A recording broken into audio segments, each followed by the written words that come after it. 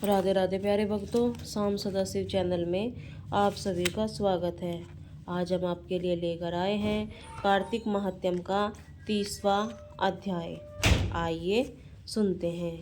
भगवान श्री कृष्णचंद्र जी महाराज ने कहा, हे प्रिय, नारद जी के वचन सुनकर महाराजा पृथु बड़े विस्मित हुए। अंत में उन्होंने नारद जी का पूजन करके उनको विदा किया। इसी कारण माघ, कार्तिक और एकादशी, यह 3 व्रत मुझे अत्यधिक प्रिय हैं। वनस्पतियों में तुलसी, महीनों में कार्तिक, तिथियों में एकादशी, अक्षेत्रों में श्रीद्वादका जी मुझे बहुत प्रिय हैं। जो वाणी जितेंद्रिय होकर इनका सेवन करता है, वह यज्ञ करने वाले प्राणियों में भी मुझे अधिक प्रिय होता है। जो प्राणी विधि विधान से इनकी सेवा करते हैं, उनके अनुग्रह से भी कभी पाप दूर हो जाते हैं। भगवान श्री कृष्णचंद्र जी महाराज के वचन सुनकर सत्यभामा ने कहा, हे नाथ, आपने यह बात बड़ी आश्चर्यजनक कही है कि दूसरे के लिए पुण्य के फल से कलह की मुक्ति हो गई। यह प्रभावशाली कार्तिक मास आपको अत्यधिक प्रिय है कि जिसे पतिद्रोह का पाप केवल स्नान का पुण्य से ही नष्ट हो गया। दूसरे प्राणी द्वारा किया हुआ पुण्य उनके देने से कैसे मिल जाता है, यह आप मुझे बतलाइए। इस पर भगवान श्री कृष्णचंद्र जी महाराज ने कहा, बिना दिया हुआ पुण्य और पाप किस कर्म द्वारा मिलता है, सो सुनो। सतयुग में देश ग्राम कुलों का दिया हुआ पुण्य या पाप मिलता था, किंतु कलयुग में केवल कर्ताओं का ही पाप और पुण्य का फल भोगना पड़ता है। सत्कर्म से करने पर भी यह अवस्था कही गई है। सरगर्म जैसे पाप्य पुण्य दूसरों को कैसे मिलते हैं, उनकी अवस्था भी सुनो। पढ़ाना, यज्ञ कराना, एक साथ भोजन करने से पाप पुण्य का आधा फल मिलता है। एक आसन पर बैठने तथा उसकी एक सवारी चढ़ने से, श्वास में आने जाने से पुण्य पाप का चौथा भाग प्राणी मात्र को मिलता है। स्पर्श करने, भोजन करने और दूसरों की स्तुति करने से पुण्य का पाप का 6वां भाग मिलता है। दर्शन करने, सुनने तथा ध्यान करने से मनुष्य को पुण्य और पाप का 10वां अंश मिलता है। दूसरे की निंदा, चुगली और धिक्कार करने से उसका 100वां भाग मिलता है।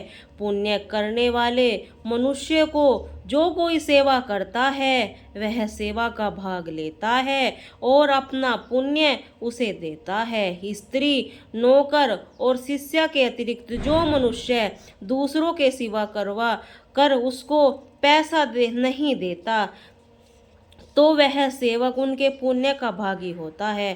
पंक्ति में बैठे हुए भोजन करने वालों की पंगत में जो व्यक्ति लांघता है, उसको जिसकी पंगत उसने लांघी है, उसके पुण्य का 6वां भाग देता है।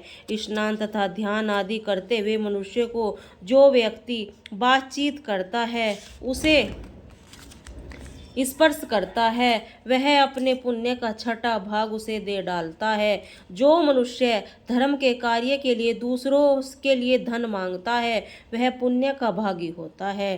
ठीक उसी प्रकार जिस प्रकार दान दे करने वाला पुण्य का भागी होता है, जो मनुष्य धर्म का उपदेश करता है, तत्पश्चात से श्रोता के याचक करता है, वह अपने पुण्य का 6वां भाग उसे देता है। जो मनुष्य दूसरों का धन चुराकर उससे स्पर्श करता है, वह चोरी का पाप का फल भोगता है और शीघ्र ही निर्धन हो जाता है। जितना धन चुराता है, वह पुण्य का भागी होता है।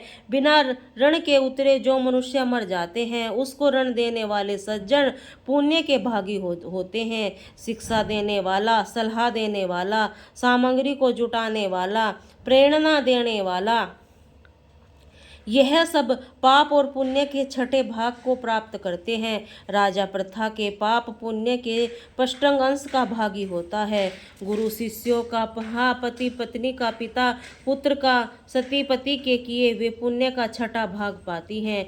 पति को प्रसन्न रखने वाली आज्ञाकारिणी स्त्री पति के लिए हुए पुण्य का आधा हिस्सा लेती हैं। जो पुण्य आत्मा पराये लोगों को दान करता है वह अपने पुण्य का छठा भाग प्राप्त करता है। जीविका के देने वाला मनुष्य जीविका ग्रहण करने वाले मनुष्य के पुण्य के छठे भाग को प्राप्त करता है। इसी प्रकार दूसरे के दिए हुए पुण्य अथवा पाप बिना देने के दूसरे को मिल सकते हैं, किंतु यह नियम है कि जो बताए हैं कलयुग में लागू नहीं होते। कलयुग में एकमात्र कर्ता ही अपने पाप पुण्य को भोगने पड़ते हैं। इस संबंध में एक बड़ा पुराना इतिहास है जो पवित्र भी है। इस बुद्धि का देने वाला भी कहता है, ध्यान पूर्वक सुनो। बोले श्री राधे राधे।